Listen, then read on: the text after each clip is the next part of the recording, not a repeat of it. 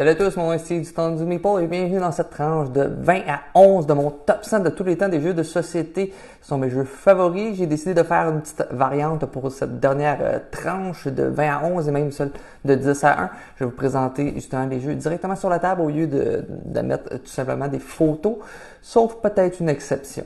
On va commencer immédiatement avec la 20e position. C'est un jeu assez récent qui a eu une mécanique qui est arrivée en même temps que Dune Imperium avec un petit thème d'Indiana Jones. Je parle bien sûr du jeu Lost Ruin of Arnak. Donc, comme que je disais, à Lost Ruin of Arnak, c'est un deck building avec du placement d'ouvriers. C'est dans le fond, vous allez avoir une main de carte justement. Vous en avez de départ, on a toute la même main. Là, ça va être toutes des cartes comme ça qui vont être des actions justement. Bonus comme nous donner des ressources qui sont des petites boussoles justement qui vont nous permettre d'explorer sur certains lieux plus rapprochés ou même des lieux encore plus éloignés. Il y a aussi une manière de faire de l'argent. Mais le fun de ce jeu-là, c'est un jeu de combo. Parce que chaque carte va vous permettre ça, mais vous avez une décision, c'est des cartes à multi-usage dans le fond. Vous avez certains emplacements comme ça ici. Comme là, mon ouvrier, je pourrais le mettre sur un emplacement où est-ce qu'il y a une petite voiture, justement, je pourrais faire ça ici et aller explorer. Par contre, ces emplacements-là ici vont vous coûter justement des boussoles, justement, qui vont vous révéler des lieux, vous donner des petits jetons. Ces lieux-là vont vous permettre parfois, justement, des bonus, comme ici, piocher une carte et donner des ressources matérielles de manière incroyable. Ces petites ressources-là sont dans la boîte retail. Là. Que vous mettez des lieux, mais vous allez affronter en plus des petits monstres. Oh, une grosse fourmi ici. Que vous allez devoir compenser avec des petites ressources avant la fin de la ronde. Parce que sinon, vous allez accumuler de la peur. De la peur, dans le fond, ça va venir polluer votre deck. Mais en plus, donner des points négatifs en fin de partie. C'est vraiment le fun. En plus, il y a la traque d'exploration. Beaucoup reprochent qu'on est obligé de faire la traque d'exploration parce que ça donne beaucoup de points. Mais c'est ça le but du jeu un peu, c'est de faire des points. Donc, c'est un gros aspect de combo parce que vous allez utiliser de vos ressources pour monter vos petits jetons d'exploration. Vous allez noter dans votre journal d'autres choses. Dans le fond, vous dépensez des ressources. Ça va vous donner des bonus, comme ici, ça va vous permettre de piocher des cartes. Vous allez gagner des assistants, comme ici, si vous gagnez justement cet emplacement-là, vous allez gagner un assistant que vous allez mettre sur votre plateau, qui va vous donner de l'argent. Vous avez un moyen justement de l'upgrader même pour vous donner encore plus de ressources. Votre plateau personnel ici, vous avez vos petits tokens d'idoles, justement, vous donne des points, mais vous pouvez activer des bonus ici pour gagner d'autres ressources pour pouvoir aller faire la traque ou même aller explorer d'autres emplacements. Parce que lorsque vous allez explorer et vaincre des monstres, ça va vous donner des points et certains petits bonus, justement. Par contre, ici, lorsque vous activez justement ces petits bonus-là, c'est que vous allez cacher des points de victoire. Donc, un petit intérêt à savoir, ça vaut-il la peine que je cache ça? Je vais perdre quand même beaucoup de points. Et c'est un deck building, justement. Vous allez acheter des cartes qui vont vous donner des pouvoirs. Comme si, regardez, vous activez ça. Ça va vous donner justement une boussole. Et vous allez pouvoir placer un ouvrier avec un rabais, justement, de 2 bots. Comme vous êtes parti à 3 ou 4 joueurs, il y a des emplacements avec 2 bots. Donc, vous n'avez plus besoin, justement, d'utiliser 2 cartes, justement, pour faire ces effets-là. Donc, un aspect de deck building. Il y a en plus des cartes, eux, vont aller justement sur dans votre pioche. Mais ceux-là vont s'activer immédiatement, les petites reliques, les artefacts, en fait. Donc, un gros aspect, des fois, on va aussi recruter justement les cartes en fonction des emplacements parce qu'ici, il y a des avions, des autos, des bateaux. Donc, il faut recruter en fonction de ceci. Plus la partie avance, plus il y aura d'artefacts et moins en moins d'objets. En plus, il y a l'expansion justement des leaders qui vous proposent des personnages avec une asymétrie dans le fond. Vous allez avoir des cartes de départ complètement différentes en fonction du personnage. Justement, comme si on regarde, il y a 6 personnages. Il y aura le capitaine, Maroness, elle collectionne, je crois, les objets de mémoire. La Falconer, justement, qui va faire avancer un egg sur son plateau personnel, comme vous voyez ici. Plus que vous le laissez attendre, plus que les bonus vont être payants. Donc, un petit aspect de « Ah, j'attends-tu ou je l'active tout de suite? » Les autres plateaux, il peut avoir justement un autre ici que lui va aimer beaucoup les artefacts. Je cherche le professeur qu'il va avoir. Il va avoir un autre personnage, lui c'est le capitaine qui a tout simplement un 3e ouvrier. Il y a un autre personnage, je vais tout vous les montrer parce que j'aime vraiment beaucoup cette extension-là. Je ne l'ai pas encore assez joué, je crois que je l'ai joué 2 fois. L'exploratrice, justement ici, vous avez un ouvrier de moins, mais vous avez une manière de gagner des ressources de manière différente. Et finalement, il y a le mystique, que lui a un plateau beaucoup plus gros, mais lui va faire des effets en fonction du nombre de peurs que vous avez, donc une manière de défausser. Donc, un gros jeu justement de deck building, de placement d'ouvriers, surtout un jeu de combo. Même l'extension va vous donner justement un deuxième plateau que vous allez pouvoir mettre justement sur cette fameuse track-là pour modifier un peu les effets. Donc, c'était en 20e position le jeu Lost Ruin of Arnak. Donc, en 19e position, nous avons l'exception que je ne vais pas mettre le jeu sur la table puisque je ne l'ai pas, puisqu'il n'est pas vraiment sorti ici, sauf sous commande spéciale. C'est un jeu où est-ce que beaucoup de monde sont un petit peu tannés de l'entendre puisque tout le monde le vante positivement, mais si tout le monde le vante positivement, ça doit être que le hype est justifié. En 19e position, nous avons le jeu sur le thème du zoo qui est vraiment populaire, c'est le jeu Ark Nova. Le jeu Ark Nova, qu'est-ce qu'il y a vraiment d'intéressant, c'est le système d'action avec ses cartes. Dans Ark Nova, dans le fond, vous allez construire votre zoo, vous allez mettre des enclos, vous allez mettre ensuite des animaux qui vont être du tableau building avec les cartes. Il y aura, avec ceux-ci, vous allez créer justement du appeal, des attraits, et 2 jetons vont se croiser. Une fois que ça va être croisé, ces jetons-là, ça met fin à la partie, celui qui a le plus croisé, comme dans Rajas of the Ganges, qui va remporter la partie. Mais le gros fun du jeu, selon moi, c'est le système d'action qui a été repris dans Civilisation de New Dawn. C'est une rivière de cartes qui détermine vos actions. Vous avez une carte, dans le fond, qui va être pour jouer des animaux, construire des enclos. Vous avez une carte pour les sportsmanship. Vous avez une carte pour remporter plus d'argent ou aller piocher des cartes, et vous avez dans le fond une autre carte qui va être sur un plateau dans le fond pour aller dans le fond étudier la faune en Afrique, des choses comme ça, vous donner des petits jetons de bonus ou même justement remplir des objectifs de fin de partie. Dans le fond, qu'est-ce qui est vraiment très intéressant dans ce jeu-là, c'est justement que plus l'action est à droite, plus l'action va être forte. Donc si je veux faire un enclos d'une grosseur 5, il va falloir que ma carte soit à son maximum. Il y a des petits jetons qui vont permettre d'augmenter cette position-là, justement pour peut-être accélérer la construction de certaines choses. Les animaux, pour mettre plus d'animaux dans un tour, la carte faut qu'elle soit plus à droite. Mais justement, l'aspect le fun, des fois, on n'a pas besoin d'un enclos de niveau de 5. En fait, vous pouvez en avoir besoin de 3. Donc, c'est une manière de timer, c'est un petit puzzle, justement, quand vous allez devoir utiliser cette carte-là. Peut-être elle sera plus efficace ou un bon timing. En fait, c'est elle est en position numéro 3 où est-ce que vous en êtes dans votre partie. Donc, savoir quand, justement, jouer avec ces cartes-là, peut-être poser un animal, justement, lorsqu'il est en 2e position, comme ça va faire avancer une autre carte. Peut-être faire une action qui est en niveau 5, mais il faut pas trop, dans le fond, scraper, entre guillemets, l'opportunité que vous avez, puisque votre carte est à niveau 5, pour bâtir seulement un enclos de niveau 3. Parce que vous n'avez pas assez d'argent. L'aspect justement du break, dans le fond, c'est un petit jeton qui avance plus qu'on joue certaines actions. Vous allez peut-être, c'est là où est-ce qu'il y a une plus grosse interaction, vous allez peut-être déclencher le break pour faire un income alors que vos adversaires n'avaient pas besoin nécessairement d'un income aussitôt, ou peut-être leur faire défausser des cartes parce qu'ils ont trop de cartes en main. Donc, gros jeu justement, vraiment très satisfaisant, avec justement un système d'action qui est vraiment magnifique. Donc, en 19e position, le jeu Ark Nova.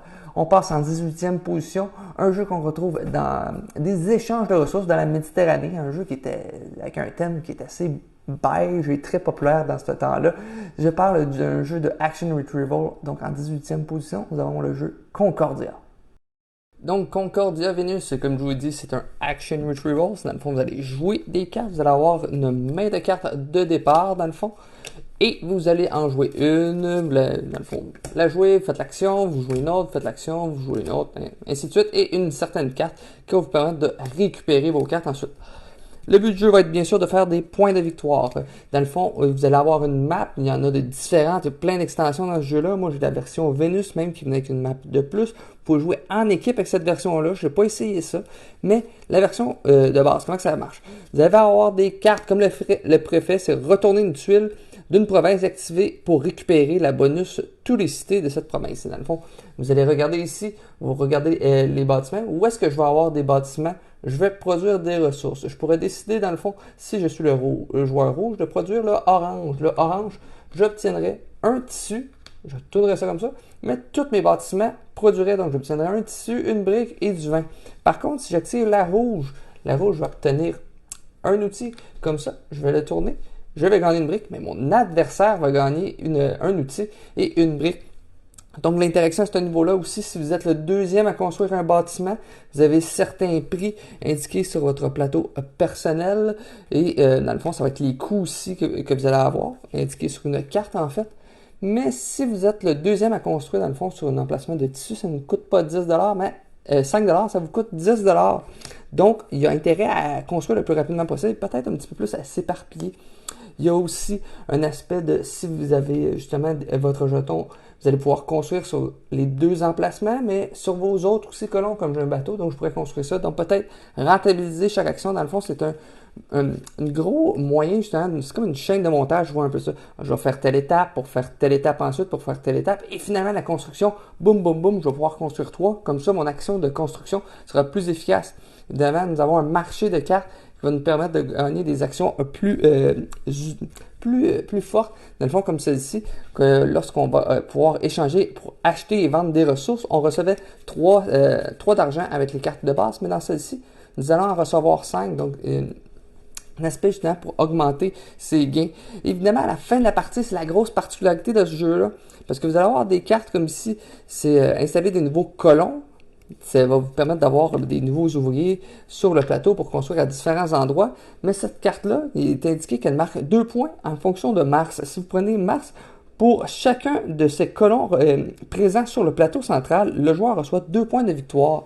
Donc justement, ça donne bien. Cette carte-là, justement, vous permet d'avoir des colons et de marquer en fonction des colons. Vous allez avoir d'autres cartes qui vont vous permettre de, si vous avez au moins 2 bâtiments dans une province, vous allez marquer des points de victoire. Si vous êtes éparpillé un peu partout, ça va donner des points de victoire.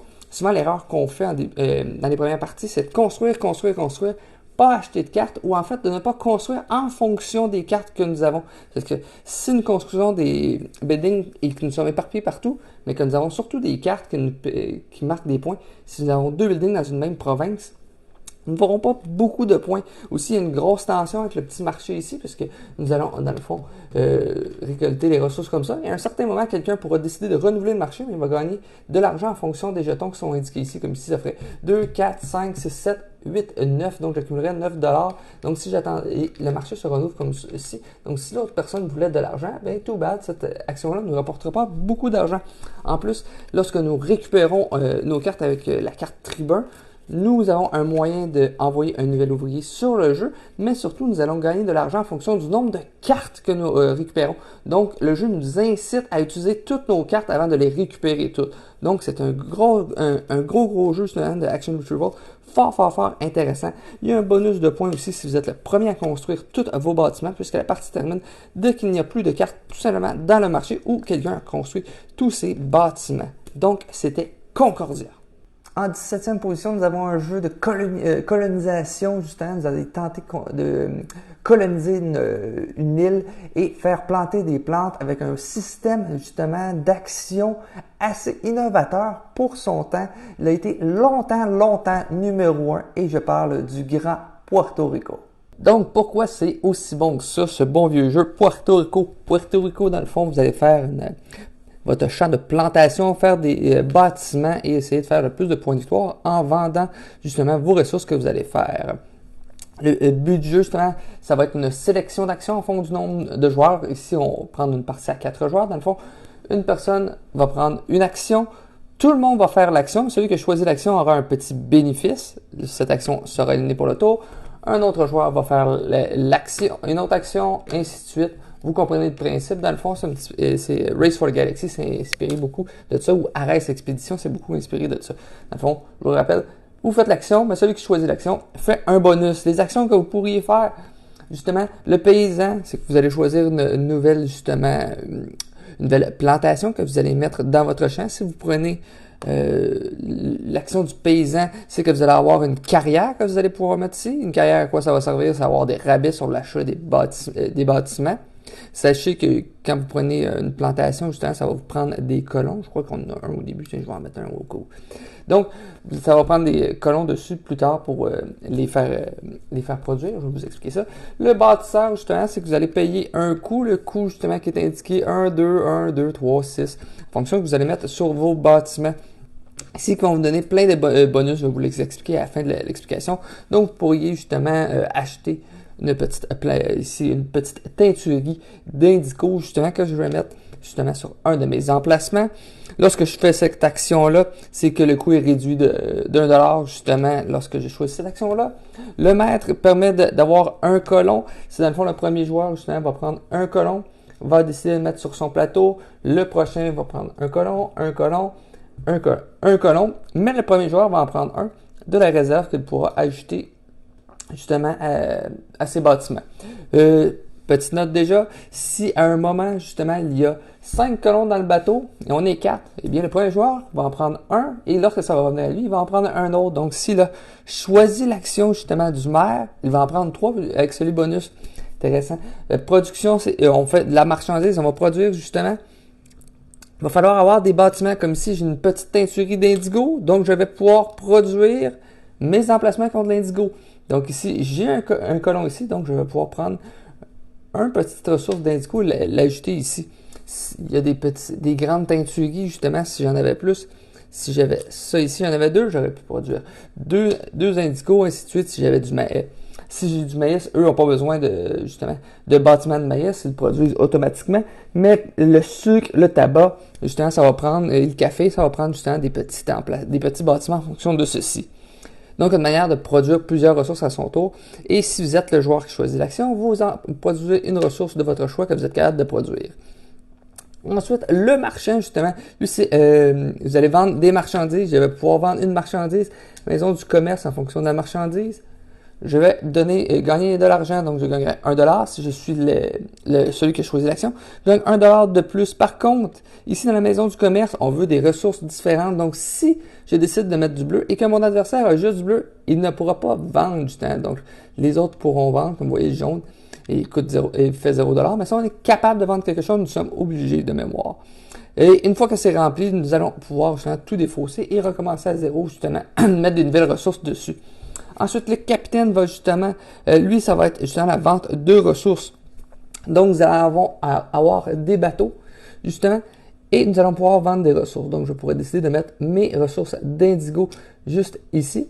Et mes adversaires pourront faire de même. Une autre personne pourrait décider, lui, d'aller mettre du maïs. Un autre pourrait choisir, justement, d'aller continuer la vente d'indigo ici. Et moi, je ne peux rien, donc je ne pourrais pas le faire. Prenez note, par contre, s'il y a des ressources comme ça et que moi, j'ai justement du sucre, eh bien, le bateau ne prenne juste qu'une sorte justement de ressources. Donc, je ne pourrais plus mettre mon sucre que j'avais accumulé. Donc, des fois, on a l'intérêt de justement mettre juste une petite ressource pour bloquer notre adversaire. Chaque ressource va nous rapporter, qu'on envoie, va nous rapporter un point de victoire. Le premier joueur qui choisit cette action-là gagne un point bonus. Le chercheur d'or, c'est tout simplement quelqu'un qui va gagner, celui qui sélectionne va gagner justement un doublon qu'on va rajouter à sa réserve. Les autres joueurs ne feront rien absolument. Par contre, ensuite, les actions qui ne seront pas prises, parce qu'à une partie à 4 joueurs, il y aura 4 actions de prise. Toutes les autres actions qui ne seront pas prises auront un doublon, donc on aura un intérêt à prendre les actions que nous n'avons pas prises aux autres tours. Mais qu'est-ce que c'est là vraiment de particulier, ce jeu-là? C'est vraiment au niveau... Il ne faut pas nécessairement sélectionner l'action la plus payante pour nous. Il faut sélectionner l'action la moins payante pour vos adversaires. Puisque si nous sommes capables justement d'expédier seulement 2 ressources, on va juste faire 2 points pour attendre d'en avoir plus, mais que tous nos adversaires ne pourront pas le faire. Nous avons intérêt à prendre cette action-là, puisque justement, nous, on va faire 2 points et les autres adversaires ne feront aucune action. Le jeu également prend fin lorsque nous avons fait tout notre village avec des bâtiments partout. La réserve de points de victoire est complètement épuisée ou la réserve justement de colons est complètement vide. Les colons vont apparaître sur le bateau ici, ils vont être mis sur le plateau avec un minimum de 1 par joueur, mais s'il y a plus d'emplacements vides sur les terrains, les villages des autres, nous allons en rajouter plus. Donc justement, l'interaction de choisir l'action la plus payante pour nous et surtout la moins utile pour nos adversaires est vraiment intéressante. Aussi, justement, dans la version que j'ai plusieurs bâtiments différents, puisque lorsque nous allons vendre des marchandises, justement ici, si je reste pris avec, je sais pas, 2 sortes de ressources qui sont différentes, eh bien, je dois en garder qu'une seule. Certains bâtiments vont nous permettre d'en accumuler plus. On pourra avoir des bâtiments qui vont nous avoir des bateaux privés pour envoyer des choses, des gros bâtiments qui vont nous donner des points en fonction du nombre de colons, du nombre de jetons de points de victoire qu'on a. Donc, une grosse salade de points avec une grosse salade de points. Ça nous donne une salade de points. Le reste est assez stratégique. J'aime beaucoup la sélection d'actions. Donc, c'était Puerto Rico. En 16e position, nous avons un classique de jeu duel à 2 joueurs, justement, où est-ce qu'on reprend les mécaniques principales de son grand frère, qu'on a adapté à 2 joueurs et qui, selon moi, est grandement mieux, justement, avec un gros, justement, tug of war, de savoir, je veux prendre telle carte, mais je veux pas y laisser telle carte. Je parle du jeu Seven Wonders Duel. Donc, le principe de base de Seven Wonders Duel, c'est comme Seven Wonders, mais en version duel, hein, Welcome back, Captain Obvious. Yes, I am! C'est dans le fond, justement, où est-ce qu'il y a un principe de draft vraiment très, très, très intéressant. C'est dans le fond, vous allez drafter une carte et la mettre devant vous. Cette carte-là, comme ça ici, c'est une pierre. Il y aura des coups à certains moments. Ici, c'est une pierre. Donc, à chaque moment où est-ce que j'aurai besoin d'une pierre, je vais l'avoir devant moi. Donc, elle va toujours rester disponible. L'adversaire va prendre une des cartes disponibles. C'est toujours ceux qui sont accessibles. Une fois qu'on a mis une qui est justement face recto, justement, on la met en face verso, on va la mettre sur face recto, donc ça va révéler des opportunités pour votre adversaire. Certaines cartes auront même des petits rabais, justement, avec ceci. Si vous avez comme coup une icône comme ça, elle va être gratuite si j'ai ça. Dans mon plateau personnel, je vais avoir des merveilles à construire qui vont donner des points, parce que le but c'est de faire des points de victoire, mais sur 2 autres manières de gagner. Soit en ayant un certain nombre, je crois que c'est 7 icônes, justement, de technologie, des icônes verts comme ceci. Il y en a que vous pouvez gagner comme ceci. Ces petits icônes-là, dès que vous en avez 2 identiques, vous allez pouvoir avoir des bonus qui vont être permettre de rejouer, une manière de faire de l'argent, peut-être une icône de plus, comme une icône qui est ici. Plein de petits bonus ici. Il y a aussi l'aspect militaire. Si à tout moment le petit jeton tombe ici, l'adversaire vient de vous battre, donc vous, ça va venir ici. Il y aura des petits bonus justement ici que vous avez dans la boîte, j'ai oublié de les mettre. Vous pourriez mettre ceci. Donc, une fois que vous allez débloquer ça, vous allez obtenir un bonus. Ça peut être de l'argent dans le jeu de base ou justement des effets dans Agora ici. Je vous ai placé une partie en cours, là. Ça, c'est l'ère 1. Ici, on a un petit peu d'ère 2, d'âge 2 en fait, parce que le jeu se joue en 3 âges. Dans le jeu Agora, justement, il y aura un aspect de politique où est-ce que vous allez mettre un aspect de majorité, vous allez mettre des cubes, vous allez débloquer des bonus. Et si vous êtes majoritaire dans chacune des sections, vous allez gagner la partie. Il y a l'extension Panthéon qui va vous rajouter des dieux, justement, pour donner des bonus. Mais qu'est-ce qu'il y a de spécial dans ce jeu-là? C'est vraiment au niveau du draft qui est très, très, très intéressant. Parce qu'il y a certaines cartes que vous voyez, comme plus la partie va avancer, si votre adversaire a, je crois que c'est 6 icônes que ça prend. S'il y en a 5 icônes scientifiques et que vous voyez qu'il y en a un disponible, vous allez tout faire pour pas que cette icône-là, cette carte-là, lui tombe entre les mains. Et justement, avec Panthéon, qu'est-ce qui est le fun, c'est qu'il y a une manière, justement, de pas prendre de cartes et d'aller acheter des cartes. Donc, vous n'allez pas toucher au draft ici. Vous allez faire des actions ici qui vont être justement vous allez dépenser de l'argent, mais ça va vous donner des pouvoirs. Donc, une manière de justement mitiger le draft. Ce que j'aime beaucoup aussi, certaines cartes vous permettent de rejouer. Donc, les cartes ici, vous allez les défausser pour les mettre en dessous. Vous allez construire les merveilles qui vont vous donner des bonus. Mais certaines, comme indiqué ici, vont vous permettre de rejouer. Donc, je pourrais dévoiler cette icône-là. Ici, je voulais absolument c'est comme ça, je ne donne pas une opportunité à mon adversaire. Petits icônes ici vont me permettre justement de placer des cartes Panthéon. Panthéon est vraiment intéressant, des pouvoirs qui sont assez intéressants, mais c'est justement, ça va vous permettre de jouer sur l'aspect du draft. Agora est un petit peu moins intéressante, je trouve. Vous obtenez des cartes que vous allez pouvoir activer plus tard, qui sont des petits bonus. Je les trouve un petit peu petits, surtout que vous devez prendre une carte pour pouvoir piocher une carte, la mettre en dessous et plus tard repiocher une carte. Il faut utiliser 2 tours dans le fond pour activer une carte. Donc, je trouve ça assez moyen. C'est très, très, très difficile en plus de gagner au niveau de la politique. Donc, c'est une extension que je conseille pas vraiment. Si vous voulez un petit peu plus de surplus, ok, mais ça ajoute rien vraiment de plus. Panthéon ajoute vraiment des pouvoirs différents. Il y a des cartes ici, mais j'en ai dans la boîte de réserve. Puis ça va justement jouer sur le draft qui est vraiment intéressant. Ça va rajouter d'autres cartes, je crois, des mauves, justement, en fin de partie qui vont me donner des points de victoire. Donc, c'est un gros jeu, justement, avec un draft, un gros tug of war, justement, avec justement le petit jeton, le marqueur ici. Des fois, on va peut-être, justement, le laisser aller jusqu'à un certain moment, parce qu'on croit qu'on va avoir les jetons scientifiques les icônes scientifiques ou justement avoir des points de victoire, parce que les cartes bleues vont vous donner des points de victoire et plein d'autres choses vont vous donner des points de victoire. En plus, il y a des cartes justement qui vont vous permettre d'avoir des rabais lorsque vous devez acheter des ressources, que si vous n'avez pas des ressources, ça vous coûte $1, 1 ou 2 $ par ressource que vous voulez, mais le prix est augmenté en fonction du nombre de fois que l'adversaire en a. Donc si ça coûtait 2 $ avoir un bois et que votre adversaire en a 2, ça va vous coûter 4 $ pour chaque bois. Donc vous allez peut-être avoir un intérêt à prendre toutes des ressources de 1 pour augmenter le prix pour votre adversaire. Surtout, justement, regardez, moi, j'ai beaucoup de bois que j'ai besoin pour mes merveilles. Donc mon adversaire va peut-être essayer d'avoir du bois. Par contre, il va essayer d'avoir le dépôt de bois parce que ça, peu importe ce que mon adversaire a, ça va me coûter 1 $ pour du bois. Donc, justement, un gros tug of war, je trouve, au niveau du draft, là, justement. Et c'est avec de la belle interaction. Donc, c'était Seven Wonders Duel. En position 15, nous avons un jeu avec un look assez douteux, je vous dirais, mais avec un système, justement, d'action avec des dés et de manipulation de ces dés-là, qui est vraiment très ingénieuse. Je parle en 15e position du jeu Troy. Donc, dans le jeu Troy, le but du jeu va être de faire évidemment des points de victoire en faisant une multitude de choses avec des dés. Il y aura beaucoup de manipulation, de dés, d'achat de dés, d'interaction avec ces dés-là. C'est vraiment très intéressant. Dans le début de tour, là, je mets comme si on était à la 3e ronde, justement. Dans le fond, on va avoir des nouveaux emplacements qui vont se révéler avec les cartes ici, qui vont être des nouveaux pouvoirs que nous allons pouvoir faire l'acquisition à un certain moment. Mais il y a justement des résolutions avec des cartes qui vont justement faire des effets négatifs en majorité. Comme si justement, nous allons devoir rouler des dés noirs, des fameux dés noirs, qu'on va rouler et que le premier joueur devra en vaincre le plus possible avec ses dés. Justement, devra faire face à ces dés-là. Prenons exemple que c'est justement le joueur orange qui doit faire face. Les dés rouges vont avoir un bonus justement face aux dés noirs où nous pourrions utiliser un dé 4 qui va vouloir le double.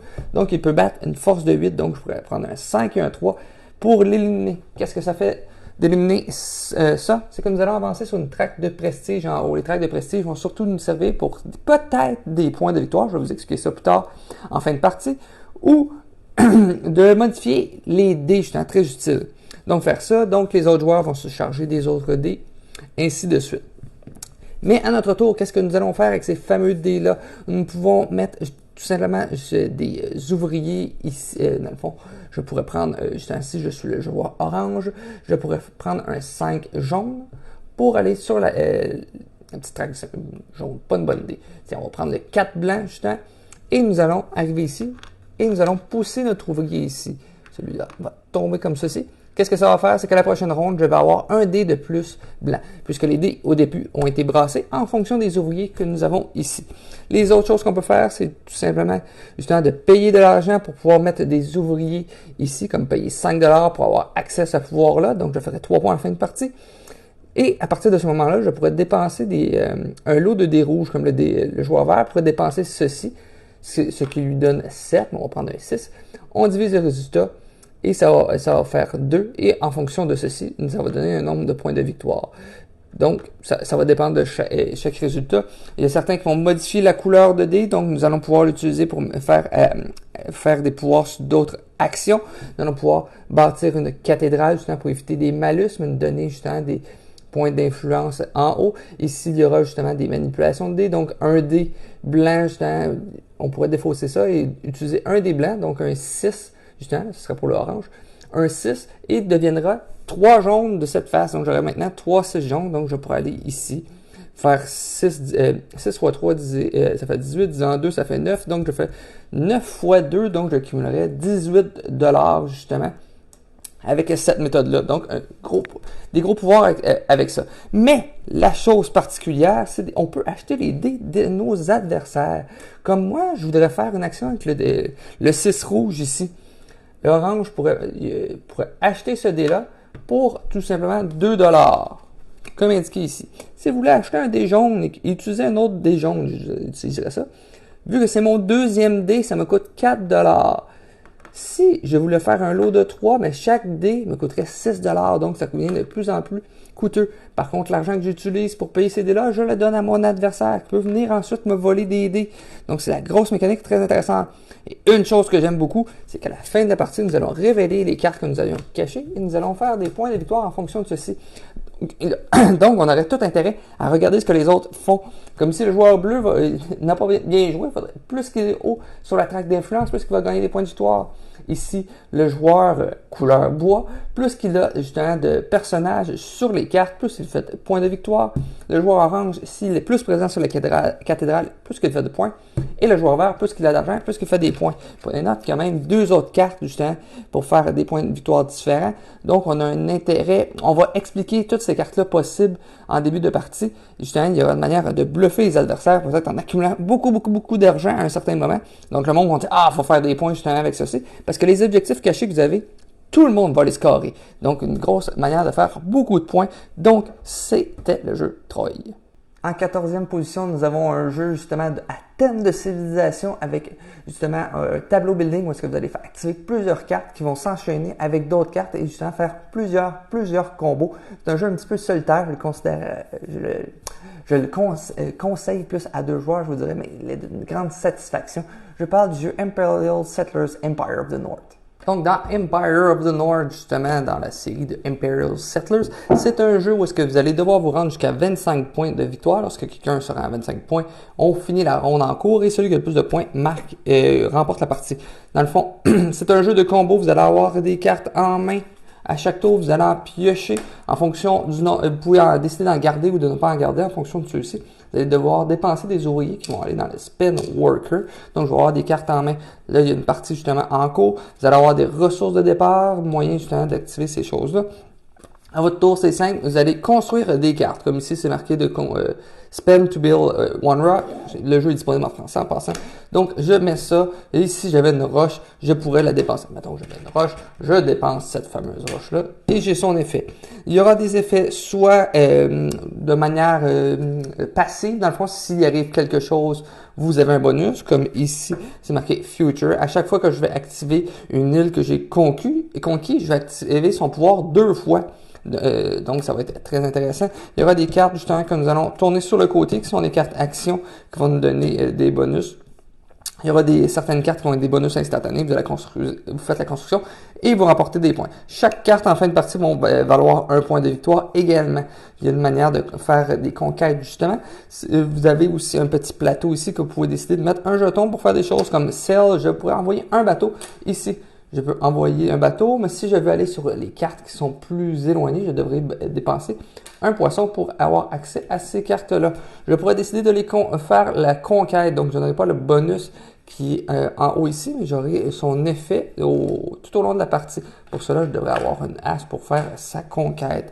L'aspect qui est vraiment le fun du jeu, c'est justement tous les combos qu'il peut y avoir de disponibles. Donc, mon personnage ici, justement, va s'intéresser justement à aller explorer beaucoup et faire justement des pillages justement dans certains villages. Comme ici, si je faisais un pillage ici, je gagnerais 2 roches, 1 point de victoire et deux pommes plutôt, une roche. Lorsque j'aurai conquis cette île-là. Et ensuite, j'ai certaines cartes comme action de dépenser 3 ressources différentes. Donc, je pourrais dépenser une pomme, une roche, un bois, comme ceci. Et avancer mes points de victoire de 3 points de victoire. Donc, j'augmente assez rapidement. Ici, c'est justement à chaque fois que je vais faire la conquête d'une île. Donc, si j'avais des petites tâches, je vais gagner 1 point de victoire. Donc, une manière de faire de plus en plus de points de victoire. Ici, je pourrais dépenser justement un ouvrier pour choisir comme des bateaux. Et au lieu d'attendre la fin de la ronde, je pourrais justement aller conquérir ou faire un pillage d'une île avant les autres, puisqu'il y aura d'autres bateaux. Donc, j'aurais priorité sur les cartes qui sont disponibles. Donc, une petite interaction à ce jeu-là. Je vous conseille ce jeu-là à 2 joueurs, à 3 ou 4 joueurs. Peut-être le downtime va devenir long, puisque vous êtes surtout centré sur vous. L'interaction est assez minime, justement, à ce niveau des îles-là. Certains autres personnages vous permettent de jouer un petit peu dans les tableaux des autres. C'est surtout des interactions positives. Dans le fond, vous allez mettre un jeton et à chaque fois, la personne va activer ce building-là. Vous allez recueillir un bénéfice. Donc, votre adversaire ne sera pas puni, mais vous allez en récolter. C'est l'aspect qui est vraiment le fun du jeu. Des personnages, il y en a beaucoup avec les extensions, comme j'en ai un ici. J'en ai une autre justement avec l'Égypte. J'en ai un autre avec les pharaons, justement. J'en ai un autre de base. Il y en a, je crois, 12 ou 14 personnages, justement, dans la boîte. boîte. J'ai réussi à rentrer ça tout dans la boîte. Là. Mais notez que les paquets de cartes, justement, il y en a une grande quantité, environ 3 personnages par pile. Donc, une grande variabilité. Et chaque personnage a une manière un peu différente d'agir. Comme justement, l'Égyptienne, justement, elle permettait, je crois, d'accumuler des ressources sur certaines cartes au fur et à mesure. Et vous aviez tout intérêt à en accumuler sur ces cartes-là avant de les récolter. Mais l'interaction, en plus, le visuel est vraiment magnifique, un petit peu cartoon, justement, avec des petites, comme ici, vous voyez, un petit camp qui est avec des ours et il ramène justement une tentacule, justement, d'un gros kraken. Donc, c'était le jeu Empire of the North, un gros jeu de combo de cartes. En 13e position, nous avons le jeu Hype, juste pour sa beauté, mais moi je l'apprécie grandement pour son tableau building et de son placement d'ouvriers. En 13e position, nous avons le jeu Everdell.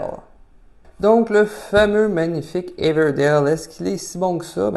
Sûrement, s'il est aussi haut que ça dans mon top. Hein?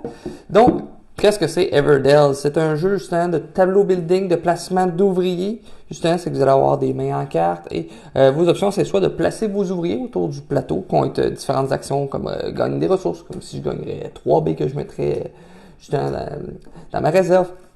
Avec ces baies-là, qu'est-ce que je pourrais faire? Ah, tiens, je pourrais décider justement d'aller faire une barge toad, justement, une petite grenouille justement que je pourrais aller mettre ici. Je dépenserais 2 baies. Certains effets comme celui-ci, je gagnerais 2 bois pour chaque ferme que je fais. Ah, c'est donc plate. Regardez, j'aurais dû faire la ferme. Si j'avais la ferme justement ici, regardez, des beaux petits combos. On va faire la ferme ici. On va gagner 1 baie, justement. Ensuite, on va construire justement la petite grenouille ici, qui va me donner 2 bois, justement, parce que j'ai une ferme. Si j'avais plus de ferme, je ferais plus de bois. Ensuite, il y a le petit aspect de combo qui est fameux de ce jeu. Si j'ai une ferme, justement, il y a de petites husbands, ou en fait le mari ou la femme, petit jeu disponible en français. Donc, je pourrais placer gratuitement, justement, la femme ici. Donc, je n'aurais pas à dépenser les 2 baies. Il y a certaines cartes qui ont des effets de fin de partie, comme elle, si elle est jumelée avec son mari, elle va gagner 3 points, elle va rajouter 3 points de victoire à la fin de la partie. Donc, soit vous jouez une carte dans votre main, soit vous jouez une carte dans la clairière, soit vous placez vos ouvriers, justement, au pourtour du plateau pour, justement, faire des actions. Les actions ici dans la forêt seront variables d'une partie à l'autre. Il y en a une bonne quantité justement dans la boîte pour varier justement tout autour. Il y aura des objectifs justement, avoir des symboles différents comme les petites feuilles. Regardez, j'en ai déjà 2, donc si j'en avais 4, je pourrais gagner 3 points de victoire. Il y a des objectifs en fonction de si vous avez certains justement personnages dans votre plateau personnel. Vous allez avoir ça, donc une grosse chose à ce niveau-là. C'est un bon tableau building. Vous commencez avec 2 ouvriers, vous avez l'impression de ne pas faire grand-chose. Vous passez à la prochaine saison. Il y a possibilité que vous jouez dans la prochaine saison et que vos adversaires sont dans la saison avant. C'est un peu bizarre, mais ça fonctionne très bien. Lorsque vous changez de saison, vous allez activer vos bâtiments verts en fonction de la saison. Ah oui, c'est vrai. On ne va pas cacher l'éléphant dans la pièce. C'est le fameux gros arbre magnifique sur la table. Je vous l'ai épargné pour la caméra. Donc, au changement de saison, avoir un ouvrier de plus, au prochain changement de saison, un ouvrier de plus, et la dernière saison, un autre ouvrier de plus. Donc, plein d'ouvriers. Il y aura certaines cartes justement qui vont vous donner des emplacements personnels pour faire des actions, certains emplacements sur vos cartes qui seront disponibles pour vos adversaires de venir jouer chez vous, tout en vous donnant un petit bonus. Donc, vous avez de plus en plus de choses. On va vous parler aussi de 2 extensions. On va parler de la plus petite, Belfair. Qu'est-ce que ça donne? Ça va vous donner justement un petit marché ici qui rajoute, dans le fond, si vous pouvez mettre un seul ouvrier de votre sorte, mais pas avoir des ouvriers de tout le monde ici. Et vous allez pouvoir gagner les ressources comme ici. Donc, je pourrais gagner justement une roche et 3 cartes qui vont s'en aller ici. Ensuite, je pourrais échanger ces ressources-là pour gagner des points de victoire et des ressources, donc à la fin de la partie pour gagner des points. Donc, un petit justement marché. Ça va vous donner aussi plus de cartes, justement, forêt, des nouvelles cartes objectifs, un nouveau festival des fleurs, dans le fond, qui va vous donner plus de points de victoire si vous diversifiez. Je crois que c'est dans celui-ci. Il y aura des objectifs de majorité, donc à la fin de la partie, celui qui a le plus de symboles comme ça va gagner plus de points de victoire. Il y en a une bonne quantité. Il y a des nouveaux personnages, mais surtout des petites cartes pour des pouvoirs, justement, pour une petite asymétrie, comme justement la souris ici. C'est à chaque fois que vous visitez un emplacement de forêt ou basic ici, vous gagnez une ressource que vous n'avez pas. Donc, si je gagne une roche, je pourrais décider, ah, regardez, j'ai pas de résine. Je gagne une résine en plus. Donc, une manière d'avoir de plus en plus de ressources, c'est de pouvoir jouer de plus en plus de cartes. Puisque la partie, vous pouvez jouer un maximum justement dans votre village de 15 cartes. Il y en a une bonne quantité justement de pouvoirs variables qui sont assez différents l'un de l'autre. Ça ne changera pas drastiquement, mais ça va orienter un peu votre partie. Et maintenant, parlons de la grosse extension. C'est Spirecrest, justement, qui va vous rajouter un plateau en bas ici. Le plateau devient gigantesque. Qu'est-ce que ça fait? C'est que vous allez avoir des cartes malus d'une saison. Dans le fond, vous allez avoir une carte, si je prends une carte en automne, en hiver, on commence en hiver.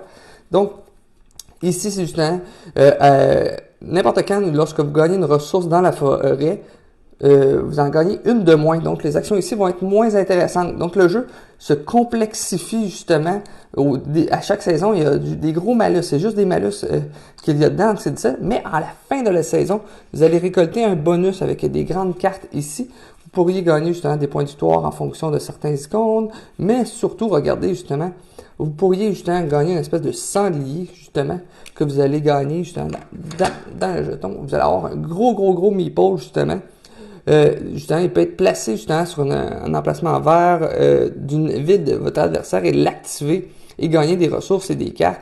En plus, il y aura des petits, et vous allez pouvoir mettre des petits add-ons dessus et que vous allez mettre vos propres ouvriers. Donc, un cardinal qui va monter sur un sanglier. Assez comique. Donc, justement, et la quantité de cartes qu'on retrouve est assez grande, justement, en fonction des saisons. Vous allez placer ça. En plus de tout ça, parce que c'est pas terminé, il y aura des objectifs, justement, au cours de la partie que vous allez faire votre parcours, parce qu'il y aura un petit lapin ici. Si vous passez la saison avant les autres, vous allez pouvoir accumuler ça. Ce que ça fait, à la fin, vous allez pouvoir accumuler des ressources et ces ressources-là, vous allez pouvoir les utiliser. Donc, à la fin de la partie, si je réussis à garder 5 ressources, je gagnerai 5 points. Par contre, ce petit chemin-là va s'accumuler de carte en carte, de saison en saison plutôt, et à la fin, ça va s'accumuler. Donc, si je dépense 5 ressources, 2 cartes, mais que je n'ai plus de résine, la prochaine, je ne pourrai pas la réaliser. Donc, si je n'ai pas 5 ressources à la fin de la partie, aussi bien oublier tous ces points de victoire-là qui vont tomber à l'eau. Donc, une manière de gérer ça à long terme avec l'extension Spirecrest. Donc, c'était le gros et magnifique Everdale. En 12e position, nous avons un classique de Stéphane Feld avec un placement de tuiles où est-ce que vous allez tenter de faire le plus beau royaume. Le plus gros défi va être d'essayer de remplir votre royaume avec toutes ces tuiles-là. Je parle bien sûr en 12e position du jeu, les châteaux de Bourgogne. Et oui, il fallait bien le voir venir, le bon vieux château de Bourgogne. Regardez-moi ça, comment c'est beau. Regardez la belle livraison. Bon, on va passer le thème. Donc, château de Bourgogne, pourquoi c'est bon? Rapide du jeu, le but est de faire des points d'histoire et vous allez en faire de toutes les manières dans ce jeu-là. À chaque ronde, il y aura un dé blanc, pas rouge, blanc qui va être lancé et en fonction du résultat, ça c'est censé tourner comme ça. On va les virer comme ça. Au départ, j'ai mis un setup d'une partie à 2 joueurs. Je vous dirais que le jeu à 2, 3 ou 4, c'est tout aussi délicieux. Donc, j'ai tourné un 1, il va aller dans le dépôt numéro 1. Je vais brasser mes dés et je vais faire des actions en fonction de ces dés-là. Qu'est-ce que je peux faire avec ces dés-là? Je peux en défausser un pour gagner des petits ouvriers comme ça qui vont me permettre de modifier des résultats de dés. Donc, vous n'allez pas être pris avec ceci. Je pourrais vendre une cargaison, justement, ici, et faire des points de victoire dans une partie à 2 joueurs de mémoire. C'est 4 points. On va dire que c'est 4 points, mais ça peut être différent. Peu importe, vous allez vendre, dans le fond, toutes les ressources d'une couleur qui sont associées à un dé. Et en plus, vous allez gagner une petite pépite qui va vous donner justement accès au marché du milieu. Mais en général, qu'est-ce qu'on va faire avec ça? C'est on va prendre son dé ici et nous allons justement prendre une tuile du dépôt. Regardez, je vais prendre cette tuile-là et je vais la mettre à ma réserve. Sinon, je peux prendre mon deuxième dé et justement le placer. Comme ici, c'est une très mauvaise idée puisque vous devez être adjacent. Donc, en fait, c'est pas une si mauvaise idée que ça. Puisque cette tuile-là, je ne pourrais pas la mettre, puisque sur mon plateau sans terre, j'ai pas de 6 autour. Je pourrais faire des plus ou moins. Mais sachez que les tuiles brunes peuvent évidemment juste aller sur les emplacements bruns. Donc, avec mon 6, je pourrais décider justement d'aller chercher... Tenez, je vais aller chercher ça. Au sein de ça, ça va être mes 2 actions. Sinon, là, après ça, on va passer une autre ronde. Ça va aller dans le 6. Et je rebasse mes dés. Avec ceux-ci, encore pas beaucoup de choses. On va faire une simulation justement. Si je réussissais à placer une tuile ici, j'aurais son pouvoir. Comme ici, cette tuile-là indiquée, je gagnerais 2 pépites. Une fois que je gagne des pépites, c'est qu'avec 2 pépites, je peux avoir accès à des tuiles au milieu. Si je les achète, elles vont venir justement sur mon plateau personnel. Je pourrais décider de faire ça ici et gagner cette tuile-là. Comme j'ai fini un lot, comme vous voyez, j'ai fini un lot, c'est un lot de 1. Je regarde, vu que c'est un lot de 1, je me rapporte 1 point de victoire. Par contre, plus vite je construis ces lots-là, plus tôt dans la partie, plus ils vont me rapporter. Donc, j'ai absolument rentabilisé ce lot-là, puisqu'il va me rapporter 1 plus 10, donc il va me rapporter 11 points de victoire. Donc, j'ai tout à fait rentabilisé ça. Plus votre lot est gros, plus il vous rapportera de points de victoire, parce qu'ici, il y en a un 5, il vous rapportera 15 points de victoire. Évidemment, ça va être plus tard dans la partie que vous allez être capable de réaliser ça. Il y aura certaines tuiles, justement, d'animaux, justement, ici, des vaches, on recompte le nombre d'animaux. Il y a 3 vaches ici. Par contre, si je mets des vaches adjacentes, comme ici, j'ai 4 vaches et je les rajoute à côté d'un 3, ça va me faire 7 points. Donc, je vais regagner 3 et 7 points la prochaine fois que je vais les placer d'autres. Il y a certaines tuiles, justement, les jaunes, justement, comme celle-ci, si je la place, à chaque fois que je vais placer une tuile, justement, sur mon plateau personnel, je pourrai faire plus ou moins 1. Donc, comme ici, j'ai un jaune, donc j'avais pas ça. Je peux prendre un 6 pour pouvoir le placer sur un 5, justement ici. Donc, une manière de changer ça. Il y a plusieurs pouvoirs différents. Un building qui vous permet de vendre. Donc, vous avez placé une tuile sur votre plateau personnel qui va vous permettre d'avoir des points de victoire. Mais en plus, faire de l'action de vente. Donc, vous avez une action bonus. Il y a justement un autre building qui vous permet d'aller chercher une tuile n'importe où, donc vous n'êtes pas restreint. Un autre qui, en fait, c'était une tuile brune. Un autre qui va vous permettre d'aller chercher des mines, des châteaux ou justement des tuiles jaunes. Un autre, c'est les bleus et les vertes. Il y en a un qui va vous permettre d'accumuler plus d'ouvriers pour mitiger le hasard. Il y en a un qui va vous permettre de mettre n'importe quelle tuile que vous avez pour les mettre sur votre plateau personnel. Il y en a un, c'est des points de victoire. Et les mines rapportent des pépites à chaque tour. Donc, une grosse salade de points, de manière justement de faire plein de points, justement de faire des combos pour pouvoir mettre plus de tuiles possibles sur le plateau. Petite interaction, celui qui finit les lots en premier. Donc si j'ai tout caché mes verres ici, je vais gagner dans une partie à 2 joueurs 5 points de victoire. Mon adversaire, s'il le complète, ça va être 2 points de victoire seulement. Donc l'interaction est à ce niveau-là, mais surtout sur le marché, puisque si vous avancez avec, prenez une tuile bateau, vous allez avancer sur cette track-là. Et si vous avancez là, et vous êtes le premier joueur, et lorsque je dis premier joueur, c'est que vous faites vos 2 actions avant votre adversaire. Donc, vous allez avoir accès pas mal à ce que vous voulez. Donc, un gros attrait, même à 2 joueurs sur la piste de premier joueur. C'est tout simple que ça. Dans la vieille version, j'ai plein de plateaux différents. Il y a des extensions pour jouer en coop, je crois. Il y a des plateaux, justement, que vous allez mixer ensemble. Justement, c'est la version 20e anniversaire. Il y a la version d'Hurricane Realm qui va sortir prochainement, justement, ou si vous écoutez ça en 2028, c'est déjà sorti. Il y a des belles petites tuiles en 3 dimensions qui vont vous coûter une fortune avec plein de strategy rolls. Donc, c'était le jeu mythique de Stefan Feld, les Châteaux de Bourgogne. En 11e position, on appelle ça un petit peu le jeu Tech Tree de Board Game, puisque le plateau central est un énorme Tech Tree, avec en plus un système où est-ce que l'utilisation des dés est vraiment ingénieuse. Vous avez des dés, mais vous n'allez jamais les brasser, vous allez surtout utiliser les faces et les tourner. Je parle bien sûr du jeu Beyond the Sun. Et finalement, pour cette tranche, le jeu Beyond the Sun. Beyond the Sun est un placement d'ouvriers avec un tech tree central. Je sais pas pourquoi il y a du monde qui trouve pas ça beau. Moi, je trouve ça beau. Bon, c'est déjà dit. Placement d'ouvriers, donc vous avez votre ouvrier, plateau personnel. À chaque tour, dans le fond, vous allez placer votre ouvrier. Comme ici, si je permettrais de découvrir une technologie, ça me prend une population, comme indiqué. Partie à 2 joueurs, ici, un petit plateau. Donc, vous prenez une population, vous le mettez sur une des technologies, tout simplement. Je fais ça ici. Et je place ça ici. Donc, j'ai fait mon action. Ici, c'est marqué immédiat, justement, ça vous permet automatiquement, quand ça permet de faire chose verte, c'est que vous prenez sur votre plateau personnel et vous mettez dans la section automation. Et ensuite, je vous permets de transformer un petit cube comme ceci. Qu'est-ce que j'aime beaucoup de ce jeu-là, déjà, c'est l'utilisation des dés. Les dés, vous les avez, et il y a quelques cartes que vous les brassez, mais vous les brassez jamais pas. Donc, vous allez, pour cette carte-là, prendre ça et vous mettre une population que vous allez mettre ici. Donc, j'ai découvert cette technologie-là. Ensuite, j'ai fait une phase de production qui va être tout simplement de gagner de la population, gagner des ressources, des petites roches noires, ou faire des échanges de ressources quand on est mal pris. Parce que cette action-là n'est pas très rentable. Comme ici, justement, je pourrais gagner une population. Je prends toujours de la pile la plus à gauche. Donc, j'aurais ça ici. Il y a des actions aussi pour aller justement coloniser des planètes. Donc si plus tard je fais ça ici, ça me permet justement de transformer une population en vaisseau de puissance 1. Parce qu'en plus, justement, vous avez des vaisseaux de puissance 1 qui vont devenir puissance 2, 3, 4, justement, une belle utilisation des dés. Ensuite, c'est marqué Jump 2, justement, sur l'emplacement. Donc, je peux soit bouger un cube de 2 ou bouger 2 de 1. Et vu que je suis majoritaire ici, je pourrais, justement, pour cette carte-là, mettre un des deux 10 pour dire que je suis propriétaire de cette planète-là. À un certain moment, vous allez tenter de coloniser les cartes. Coloniser les cartes vont vous donner des points de victoire. La partie prend fin lorsque chaque carte objectif, il y aura un jeton dessus. Une partie à 3 joueurs, s'il y a 3 cartes avec des jetons, ça va être la fin de partie.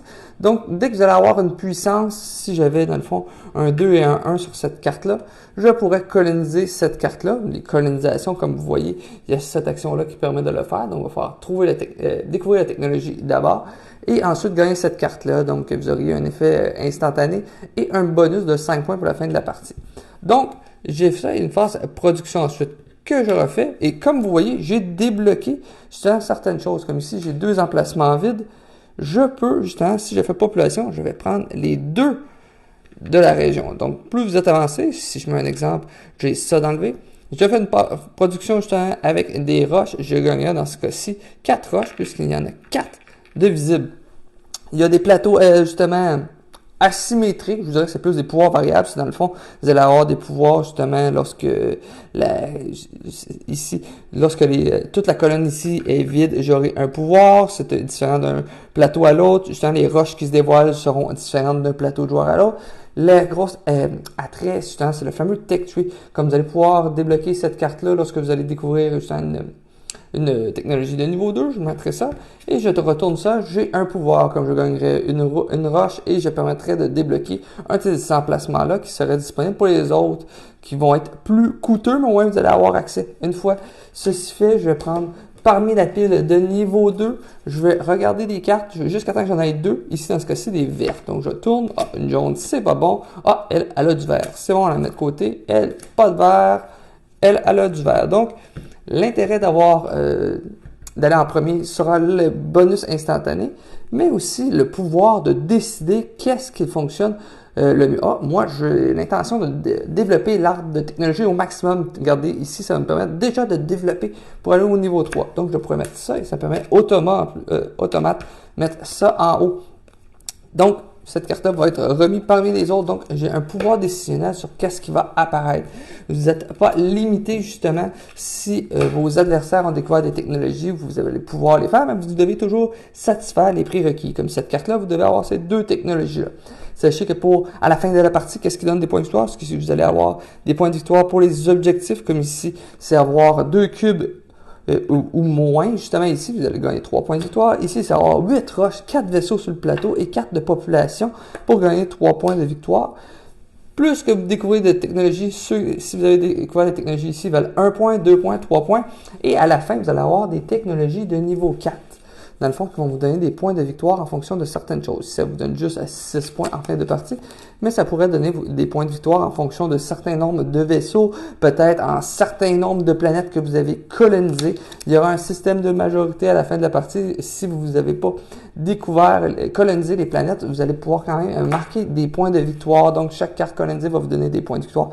Donc, c'est une grosse salade de points. Justement, le plaisir de découvrir chaque technologie qui évolue vraiment en gros. Si vous êtes intéressé, c'est sûr que le jeu ne se joue pas en solo présentement. Il y aura une extension qui va le permettre. Sinon, j'en avais fabriqué un que je vais vous mettre dans la description. Donc, c'était l'excellent Beyond the Sun. Voilà, ça met fin à cette tranche justement de 20 à 11. Dites-moi en commentaire s'il y a des jeux que vous adorez, est-ce qu'il y a des jeux que vous n'avez pas essayé dans cette série-là, que vous aimeriez en savoir un petit peu plus parce que je pourrais faire une vidéo exclusivement pour ce jeu. Donc, si vous avez aimé ça, laissez-moi un pouce en l'air, dites-moi ça en commentaire justement, qu'est-ce que vous avez pensé de ces jeux-là ou peut-être que vous n'aimez pas certains de ces jeux-là. Sinon, on se retrouve dans la prochaine vidéo pour les numéros 10 à 1.